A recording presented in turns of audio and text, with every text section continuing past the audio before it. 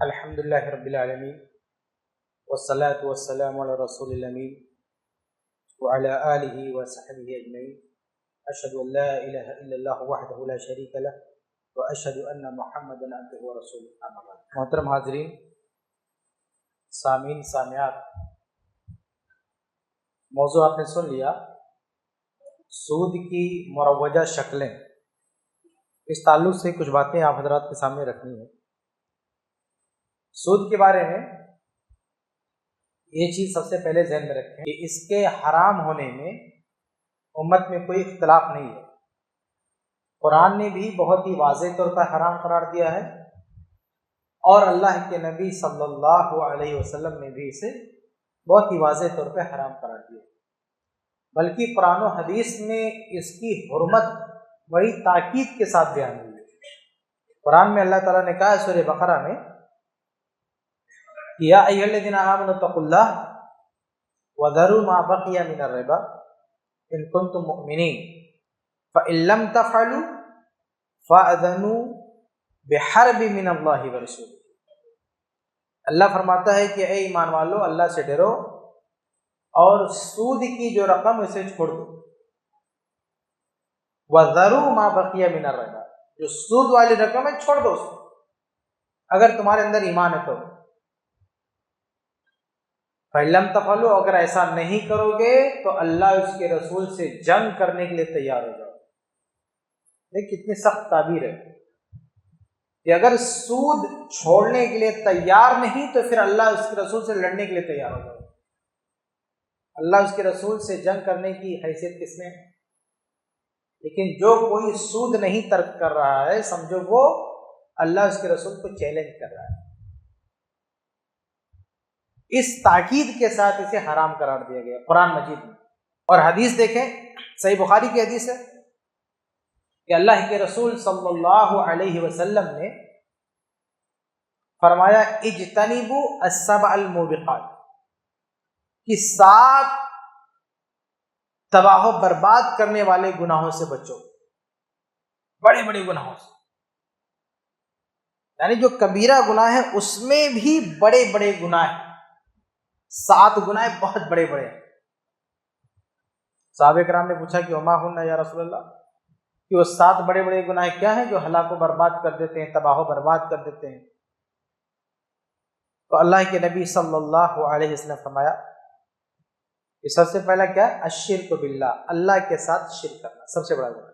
دوسرے نمبر پر والسحر، جادو، اور تیسرے نمبر پر وقتل النفس التي حرم اللہ الا بالحق، ناحق کسی کو جان سے مار دینا، اور چوتھے نمبر پر وَأَكْلُ الرِّبَا، اور سود کھانا۔ اور سوچیں کہ 7 بڑے گناہوں میں چوتھے نمبر پر سود کا تذکرہ ہے۔ سب سے بڑا گناہ شرک کرنا ہے، اس کے بعد جادو ہے، اور جادو بھی اصل میں شرک سے جڑا ہوا ہے، جادو میں آدمی شرکیات کرتا ہے، اس لیے اس کے ساتھ ہے یہ۔ اور تیسرا کیا ہے؟ کسی کو جان سے مار دینا۔ کسی کو جان سے مارنے کے بعد، کسی کا مرڈر کرنے کے بعد جو سب سے بڑا گناہ ہے وہ سود کھانا۔ صرف یہ نہیں، صحیح مسلم کی حدیث میں اللہ کے نبی صلی اللہ علیہ وسلم نے تو سود کھانے والے پر، کھلانے والے پر تو لعنت کی، لیکن جو اس کے لیے گواہ بنے اور جو اس کے معاملے کو لکھے اس میں بھی لعنت کر دی۔ نبی رحمت صلی اللہ علیہ وسلم نے لعنت کی، لعن رسول اللہ صلی اللہ علیہ وسلم آکل الربا وموکلہ وشاہدہ وکاتبہ وقال ہم سواء۔ نبی رحمت ہے، صرف انسانوں کے لیے نہیں، تمام جہانوں کے لیے رحمت ہے، لیکن بد دعا کر رہے ہیں، لعنت بھیج رہے ہیں۔ کس پہ؟ سود کھلانے والے پر، سود کھانے والے پر، اسی پر بس نہیں، بلکہ جو ان معاملات کو لکھتا ہے اس پر بھی، جو سودی معاملات کا حساب کتاب کرتا ہے اس پر بھی، اور جو اس معاملے میں گواہ بنتا ہے اس پر بھی۔ اور کہا ہم سواء، یہ گناہ میں سب برابر ہے۔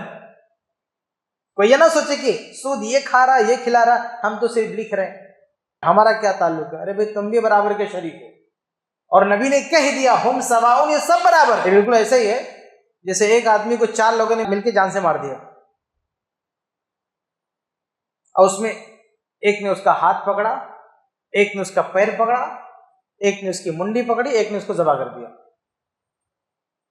مر گئے ہو۔ اب کورٹ میں مسئلہ گیا تو اب ایک آدمی جو ذبح کیا گیا تھا، 3 لوگ کہنے لگے کہ اسی نے قتل کیا، ہماری کوئی غلطی نہیں، ہم تو صرف پاؤں پکڑے۔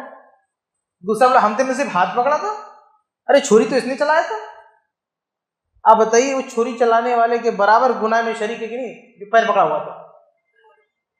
سواؤن، یہ سب برابر اس کے قتل میں شریک ہے۔ پھانسی ہوگی تو سب کو ہوگی، اسلامی قانون ہوگا تو سب کو جان سے مار دیں گے جتنے لوگ اس کے قتل میں شریک ہیں۔ ایسے معاملہ سود کا ہے، اگر اس کے آس پاس بھی پھٹکے نا تو برابر کے شریک ہو جاؤ گے۔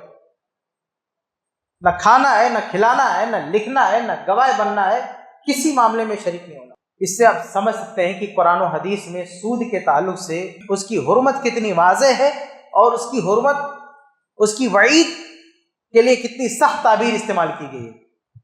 اس لیے ہم سب کی ذمہ داری ہے کہ سود سے خود بچیں، اپنے معاشرے کو بچائیں۔ اتنی سی وضاحت کے بعد اب آئیے ہمارے معاشرے میں جو سود کی شکلیں ہیں اس کو دیکھ لیتے ہیں۔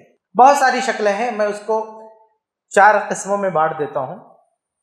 وہ شکلیں جن کا تعلق ہمارے گھریلو معاملات سے، گھر بار سے، پہلی قسم۔ دوسری قسم وہ شکلیں جن کا تعلق پیسوں سے ہے۔ تیسری قسم وہ شکلیں جن کا تعلق مارکیٹ سے ہے، بازار سے ہے، لین دین سے ہے۔ اور تیسری چیز وہ شکلیں جن کا تعلق بینک سے ہے۔ اس میں تداخل بھی ہے لیکن سمجھنے کے لیے میں نے یہ الگ الگ قسم کر رکھی ہے۔ سب سے پہلے گھر بار سے شروع کرتے ہیں۔ گھر بار کے معاملات میں کس طرح سے ہمارے یہاں سودی معاملہ رائج ہوتا ہے، کچھ کو پتہ ہوتا ہے، کچھ کو پتہ نہیں ہوتا۔ تو سود کا معاملہ پتہ نہیں، اس کا یہ مطلب نہیں کہ آپ بچ جاؤ گے، آپ کو چھوڑ دیا جائے گا۔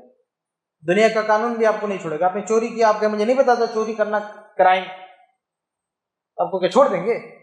تو ایسے اسلامی شریعت کا پتہ ہونا ضروری ہے۔ طالب العلم فریضۃ علی کل مسلم، شیخ البانی نے صحیح جامع میں صحیح قرار دیا کہ ہر مسلمان پہ علم حاصل کرنا فرض ہے۔ اب اس کو نہیں پتا تھا تو یہ ایک ڈبل جرم ہے، ایک تو نہیں پتا تھا، اوپر سے اس نے وہ جرم کیا، جرم بھی کیا اور اس کے بارے میں علم نہیں حاصل کیا۔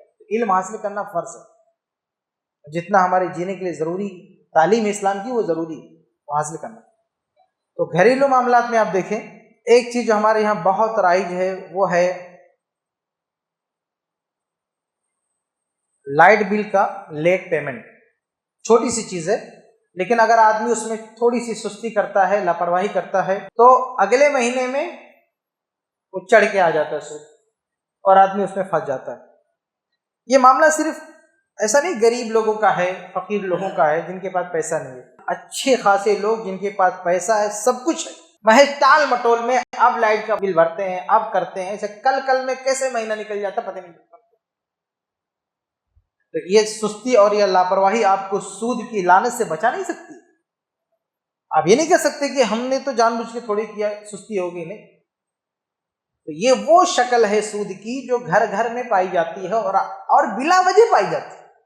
بندہ مجبور بھی نہیں، اس کے پاس پیسے ہیں، سب کچھ ہے، لیکن بس اس کو فکر نہیں،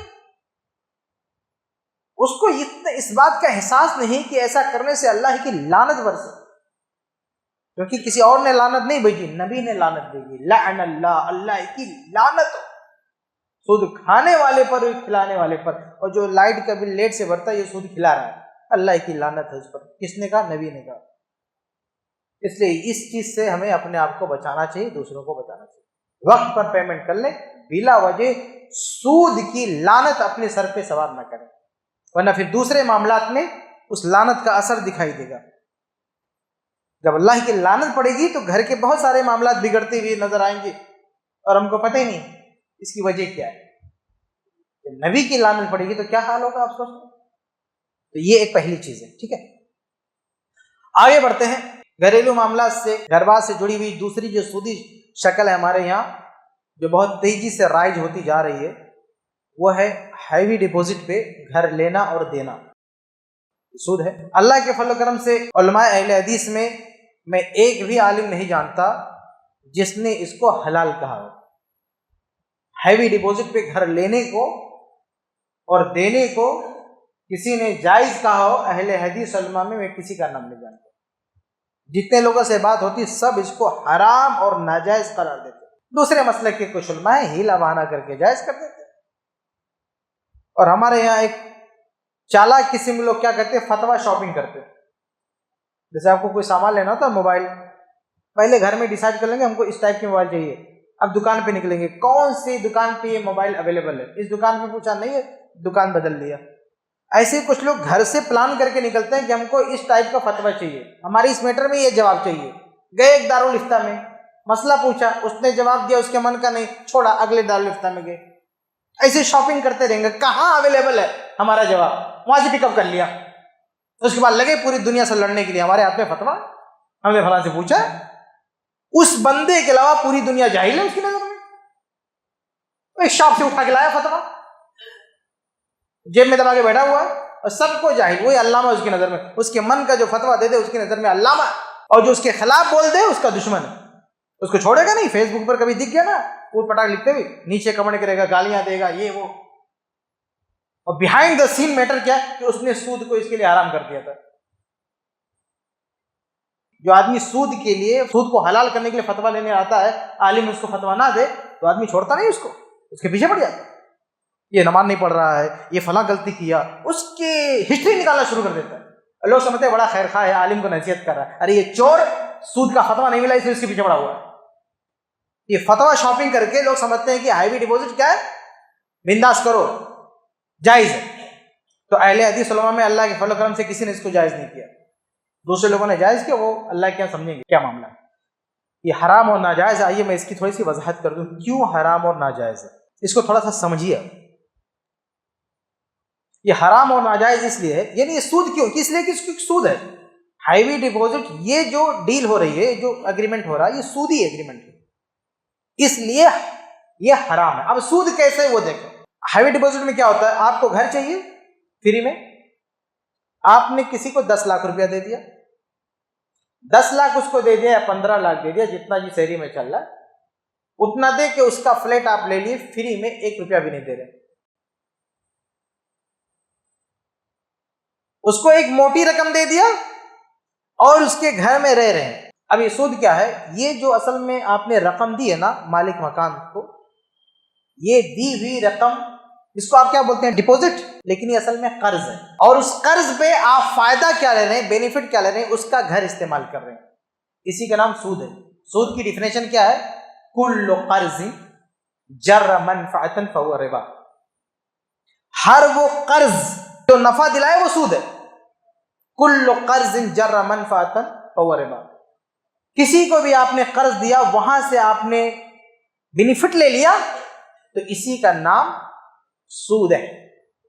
تو ہیوی ڈپوزٹ میں جو آپ پیسہ دے رہے ہیں سامنے والے کو، وہ اصل میں قرض ہے اور اس پر فائدہ آپ لے رہے ہیں، کیونکہ قرض مطلب بعد میں پیسہ آپ کو ملنے والا ہے، اور اس پر آپ، یعنی جو آپ دے رہے ہیں وہ تو آپ کو مل جائے گا، پلس آپ اس پہ جو نفع لے رہے ہیں، اسی کا نام سود ہے.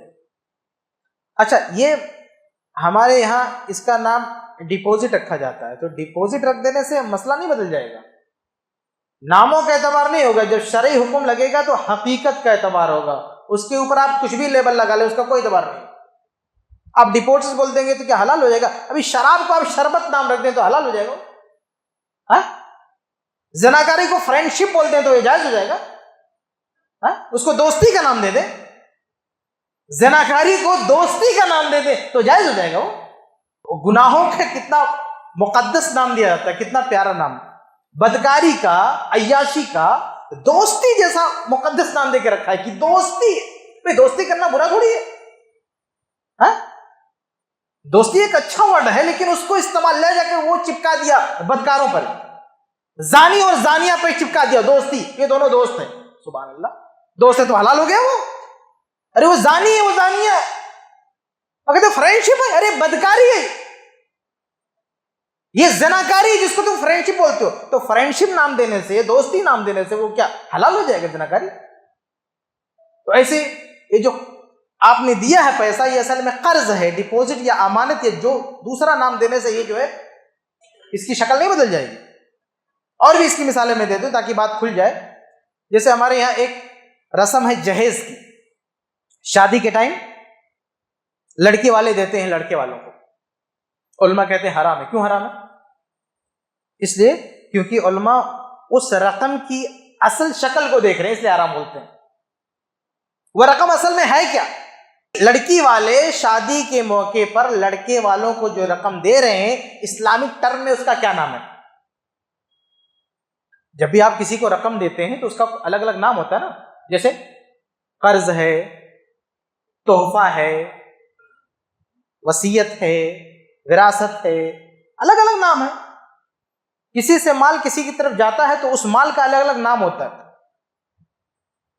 تو یہ جو شادی میں لڑکی والے لڑکے والوں کو دیتے ہیں، اس کا شریعت کے اصطلاح میں کیا نام پڑے گا؟ ہمارا سماج بولتا ہے جہیز، لیکن شریعت کی نگاہ میں وہ کیا نام بنے گا؟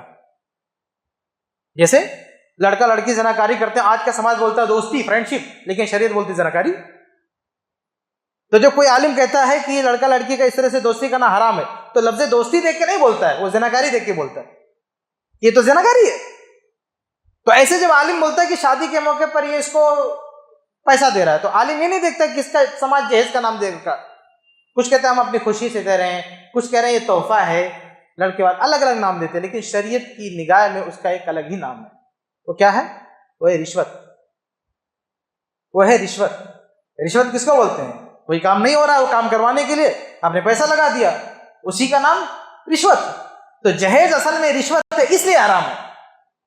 تو ایک مفتی جب جہیز کو حرام کہتا ہے تو پہلے اس کو رشوت ڈکلیئر کرتا ہے، اس کے بعد حرام بولتا ہے۔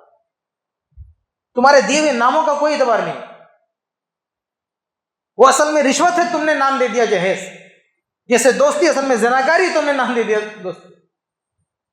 تو اصل جو نام ہے نا، اس کو دیکھ کے وہ حکم لگتا ہے۔ ایسے ایک اور مثال دے دوں، پھر ٹاپک پہ لوٹتا ہوں۔ آپ بینک میں پیسہ جمع کرتے ہیں، وہاں پہ نام لکھا رہتا ہے نومنی، یعنی آپ کو کچھ ہو گیا، آپ مر گئے، تو یہ پیسہ آپ کے بعد کس کو رائٹ ہے لینے کا؟ آپ نے مان لیا اپنی بیوی کا نام لکھ دیا، ابھی آپ کا انتقال ہو گیا، انتقال ہونے کے بعد قانونی اعتبار سے آپ کی بیوی کلیم کر سکتی ہے، پیسہ لے سکتی ہے۔ لیکن آپ کسی مفتی سے جائیں گے پوچھنے کے لیے کہ بینک میں فلاں صاحب مر گئے، ان کے اکاؤنٹ میں اتنا پیسہ تھا، وہ اس پہ کس کا حق ہے؟ تو مفتی کیا بولے گا؟ اس پہ ان کے سارے وارثین کا حق ہے۔ مفتی یہ نہیں کہے گا کہ صرف بیوی کا حق ہے، حالانکہ قانونی طور پر صرف بیوی کا نام لکھا ہوا ہے، لیکن آپ کسی مفتی سے پوچھیں گے تو وہ کہے گا سب کا، سارے وارثین کا۔ اصول وراثت کے حساب سے سب کو جائے گا۔ کیوں؟ اسلامک ٹرم میں وہ کیا ہے؟ اسلامک ٹرم میں وہ وصیت ہے۔ اگر کوئی مسلمان اپنے مر جانے کے بعد اپنے مال سے متعلق کچھ بولتا ہے کہ یہ ادھر ادھر کر دینا، اس کا اسلامک ٹرم میں نام ہے وصیت۔ تم اس کو نومنی بول دو، جو چاہو بول دو، اس کا کوئی اعتبار نہیں، تم جو چاہے لیبل لگا دو۔ لیکن جب مفتی بات کرے گا تو دیکھے گا ہماری شریعت اس ٹرانزیکشن کو کیا بولتی ہے، ہماری شریعت اس لین دین کو کیا بولتی ہے، ہماری شریعت اس کو وصیت بولتی ہے۔ اور حدیث اللہ کے وسلم کی لا وصیت لوارث، وارث کے لیے کوئی وصیت نہیں، وہ سب کا ہے۔ تو ہمارے اور آپ کے دیے ہوئے ناموں سے کچھ نہیں ہوتا، اصل یہ دیکھنا ہے کہ شریعت کی اصطلاح میں وہ چیز کیا ہے۔ تو ہیوی ڈپوزٹ جس کو بول رہے ہیں نا، کہ فلیٹ فری میں مفت میں لینے کے لیے ایک بڑی رقم اس کو دے دیا، ہم نے نام دیا ہیوی ڈپوزٹ، لیکن ہے وہ قرض۔ شریعت کی اصطلاح میں قرض ہے، کیوں؟ کیونکہ وہ اس کو یوز کر رہا ہے، وہ اس کو استعمال کر رہی ہے، وہ بھی جانتا اور آپ بھی جانتے ہو۔ ابھی میں آپ سے ایک پیسہ لوں، کوئی بھی پیسہ لے کے میں استعمال کر لوں، وہ قرض ہو جائے گا۔ اگر آپ سے پیسہ لے کے میں رکھے رہا ہوں، اس کو استعمال نہیں کرتا ہوں، اور یہ ہمارا آپ کا طے ہوتا ہے کہ بھئی رکھے رہو اور بعد میں جب مانگوں گا تو دے دینا، تو میں نے ویسے آپ کا لفافہ رکھا رہا، آپ کے لفافے میں یا جھولے میں کسی میں رکھ کے دیا پیسہ، میں نے ہاتھ نہیں لگایا اس کو، آپ نے جب مانگا اٹھا کے دے دیا، اس کو بولتے ہیں امانت، کیونکہ ہم نے ہاتھ نہیں لگایا اس کو۔ یہ ہے امانت، اسلامک ٹرم میں اس کا نام ہے امانت، کہ آپ نے جیسے دیا تھا ویسے اٹھا کے آپ کو ریٹرن کر دیا، لیکن آپ نے ہم کو دیا اور ہمارے اور آپ کے اندر انڈرسٹینڈنگ ہے کہ اس کو یوز کرنا ہے، تو یہ ہو گیا قرض، یہ ہو گیا قرض۔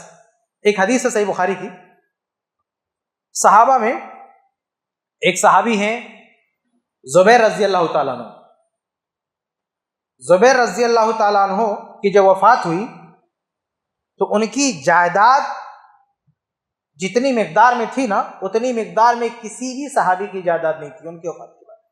حتیٰ کہ صحابہ میں سب سے مالدار صحابی تھے عبد الرحمن بن عوف رضی اللہ تعالیٰ عنہ، سب سے مالدار صحابی عبد الرحمن بن عوف۔ عبد الرحمن بن عوف رضی اللہ تعالیٰ عنہ کا انتقال ہوا تو ان کی جو جائیداد تھی ان کے پیچھے، وہ بھی اتنی نہیں تھی جتنی زبیر رضی اللہ تعالیٰ عنہ کی جائیداد تھی۔ یہ دونوں عشرہ مبشرہ میں سے ہیں، جنتی صحابہ، یعنی وہ صحابی جن کو اس دنیا میں جنت کی سرٹیفکیٹ دی گئی۔ اور ایک کام کی بات بتاؤں، شیخ عبدالشکور حفظ اللہ بہت اچھی باتیں بتا رہے تھے مال سے متعلق۔ میں آپ کو بتا دوں کہ جو ٹاپ 10 صحابہ ہیں، وہ 10 صحابہ جن کو جنت میں کی سرٹیفکیٹ اسی دنیا میں دی گئی، ان کی اکثریت مالداروں کی ہے، جس میں عبد الرحمن بن عوف ہیں جو صحابہ میں سب سے پہلے نمبر پہ مالدار تھے، اور زبیر رضی اللہ، عثمان بن عفان ہے جو مالدار تھے، ابو بکر صدیق رضی اللہ تعالیٰ عنہ جو مالدار ہیں، اور زبیر رضی اللہ تعالیٰ عنہ جو جنگ جمل میں شہید ہوئے جنگ کے بعد۔ ان کا جو ترکہ تھا وہ بہت زیادہ تھا۔ صحیح بخاری کی حدیث ہے، حدیث نمبر 3129، اس میں کتنا ہے ترکہ بتایا گیا؟ اس میں 5 کروڑ 2 لاکھ دینار۔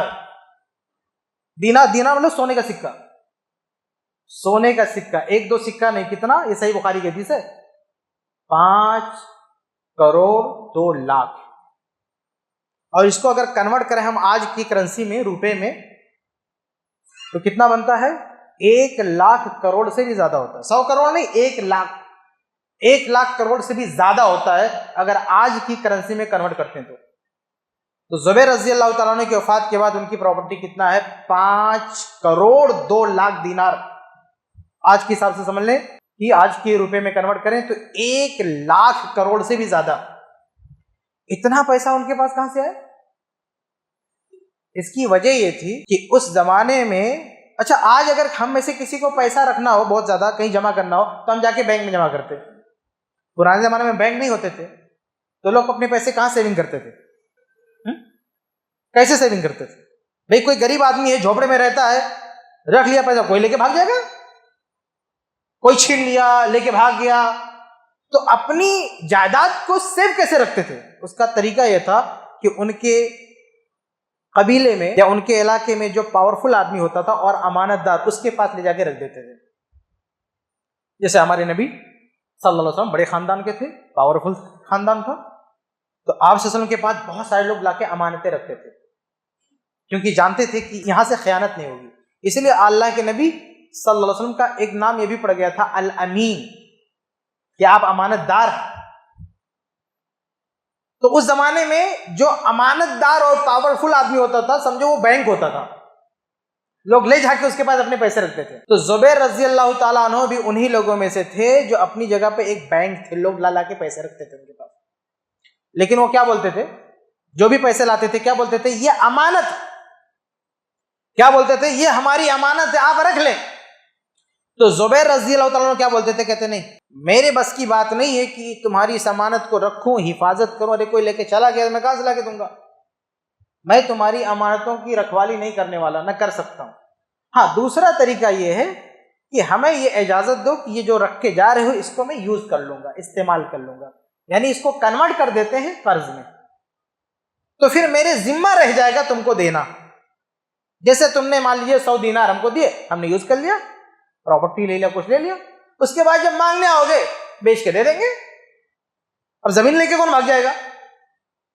تو زبیر رضی اللہ تعالیٰ عنہ جیسے کوئی بڑی رقم ہوتی تھی کوئی زمین خرید لیتے تھے۔ مدینہ میں ان کے 11 گھر تھے، مصر میں گھر تھا، یمن میں، کئی جگہ انہوں بہت ہر جگہ پراپرٹی لے کے رکھی ہوئی تھے۔ تو وہ کیا کرتے تھے؟ امانت ان کے پاس آتے تھے، لیکن وہ کہتے تھے میں اس کو یوز کروں گا، اس لیے وہ کیا ہو گیا؟ قرض۔ چنانچہ ان کے بیٹے عبداللہ بن زبیر اس کی وضاحت کرتے ہوئے کہتے ہیں، صحیح بخاری کی روایت ہے، وَإِنَّمَا كَانَ دَيْنَهُ الَّذِي عَلَيْهِ، کہ میرے ابا کا جو دین قرض تھا اس کی وجہ یہ تھی، أَنَّ رَجُلْ كَانَ يَأْتِيهِ بِالْمَالِ، کہ کوئی آدمی پیسہ لے کے میرے ابا کے پاس آتا تھا، فَيَسْتَوْدِيهُ إِيَّاهُ، اور بطور امانت ان کو سونپتا تھا، یہ میرا پیسہ ہے، رکھ لیں بعد میں دے دینا۔ فَيَقُولُ الزُّبَيْرُ، تو زبیر رضی اللہ تعالیٰ عنہ کہتے تھے، لا نہیں، وَلَكِنَّهُ سَلَفٌ، لیکن یہ بطور قرض میں لے سکتا ہوں، بطور امانت نہیں۔ فإني أخشى علیہ ضیعتہ، کیونکہ ڈر ہے کہیں ضائع نہ ہو جائے.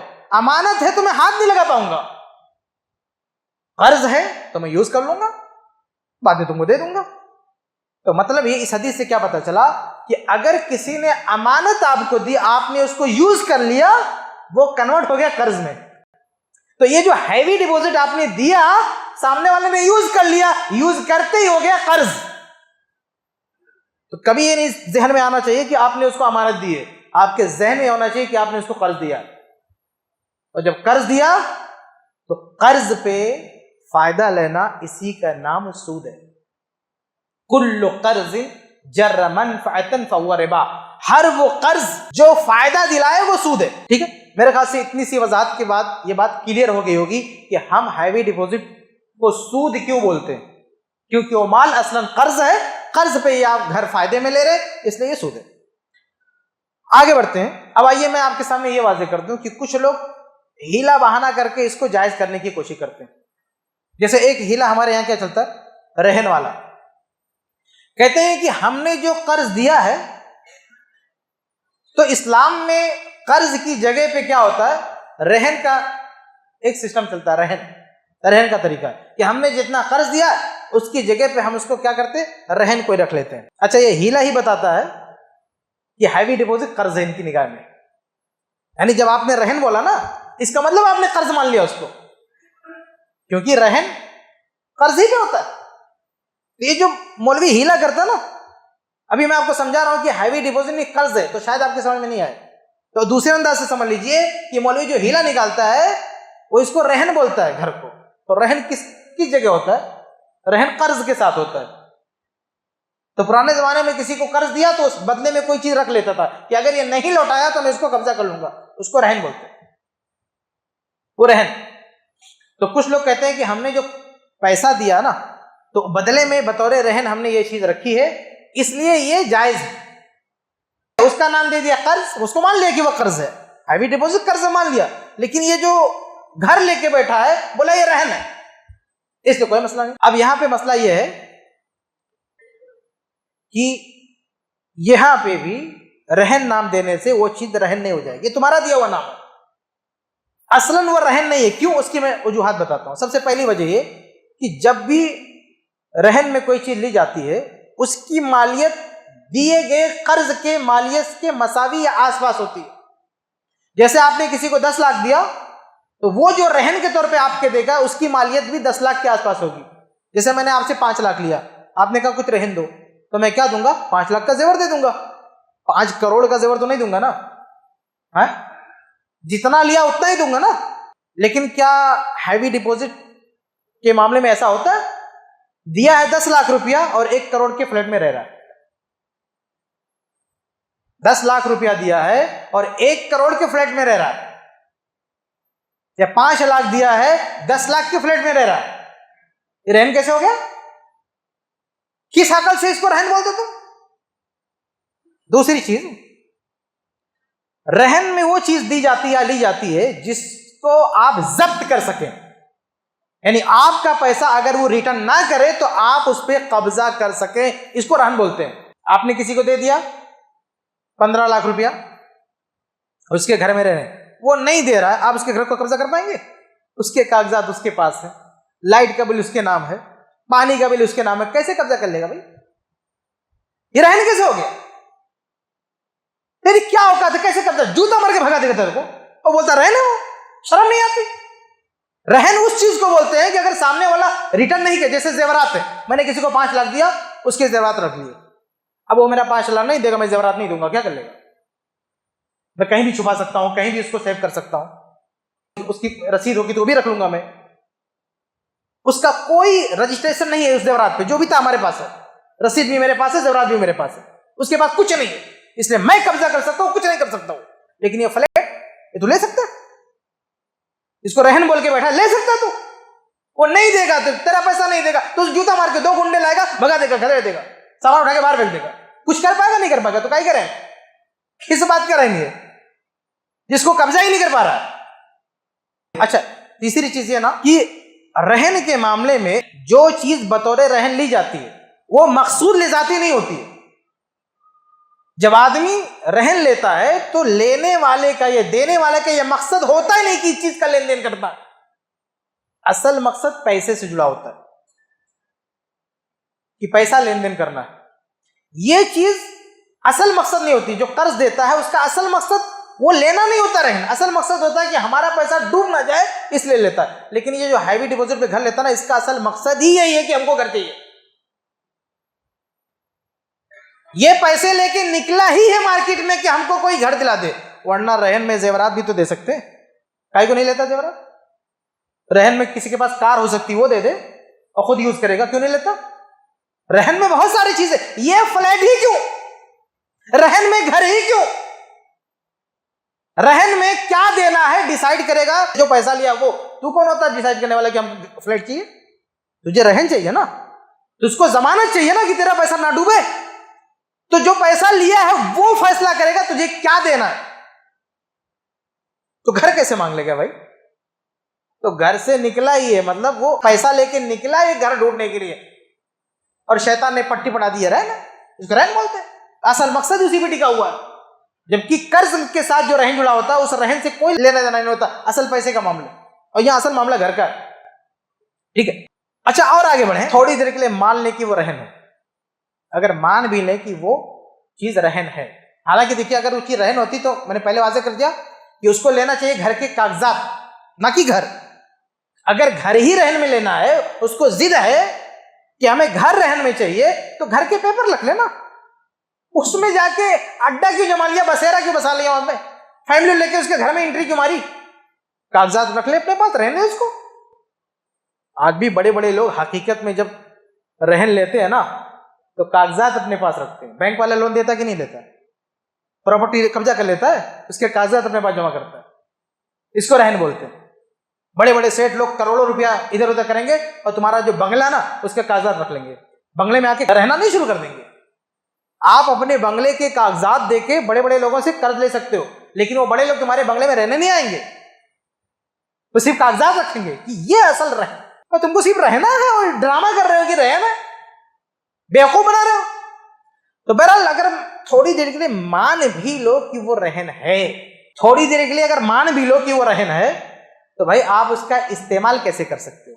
وہ استعمال کرنے والی بات تو جانور کی بات ہے کہ اگر کوئی رہن میں جانور رکھ دیا ہے تو اس کو چارہ دیتا ہے, خرچہ کرتا ہے, تو اس کے بدلے میں وہ اس کا دودھ استعمال کر سکتا ہے. لیکن اگر یہ گھر اگر مان بھی لے کے رہنے تو آپ اس میں قدم نہیں رکھ سکتے ہو, کیونکہ اس کے پیچھے تمہارا کوئی خرچہ نہیں, نہ اس کی ضرورت ہے. اگر کوئی خرچہ ہے بھی تو وہ کرے گا, تمہاری کیا ضرورت ہے, تمہارا کیا لینا دینا. تو بہرحال یہ ہیوی ڈپوزٹ کی ایک شکل تھی. بہت ختم ہے, میں آگے صرف اشارہ کر کے بات ختم کرتا ہوں. اور گرچہ اس میں کافی وقت چلا گیا, لیکن یہ مسئلہ واضح کرنا بہت ضروری ہے. ہمارے یہاں اس کے رواج بہت بڑھتا جا رہا ہے ہیوی ڈپوزٹ پہ. تو یہ سود ہے, نہ ہیوی ڈپوزٹ پہ گھر لینا ہے نہ کسی کو دینا ہے. کسی نے ایسا کچھ کیا ہو تو پہلی فرصت میں اس کو کینسل کر دے, وہ ایگریمنٹ ختم کر دے. دیکھیں پیسوں سے متعلق ہمارے یہاں ایک سودی شکل یہ ہے کہ لوگ چیک خریدتے اور بیچتے ہیں. ہم کو چاہیے پیسہ میرے پاس نہیں ہے, میں کیا کہوں گا 80,000 دے دو, تم کو 1 لاکھ کا چیک دیتا ہوں, لیکن یہ چیک 1 مہینے کے بعد تم جا کے بجانا, اس سے پہلے ہم کو پیسہ دے دو. یہ سود ہے, پیسے پہ پیسہ لینا. ایسے ایک آدمی مارکیٹ میں گیا, اس کے پاس پیسہ نہیں ہے, اس کی کوئی دکان ہے, تو بازو دکان والے کو فون کیا کہ میرے پاس پیسہ نہیں ہے, مجھ کو جی پی کر دے اتنا پیسہ, میں آ کے تجھ کو اتنا دے دوں گا. یہ بھی کیا ہے, سود ہے, پیسے پہ پیسہ لینا. ایسی آج کل بہت ساری تجارتی کمپنیاں ہیں, اسکیمیں ہیں, کہتے ہیں ہم کو 1 لاکھ روپیہ دے دو, ہم تمہیں ہر مہینے بینیفٹ دیں گے, منافع دیں گے, 5,000 مہینہ منافع دیں گا. دیکھیے یہاں بھی نام دے دیا منافع کا, منافع نہیں ہے, یہ کیا ہے, یہ سود ہے.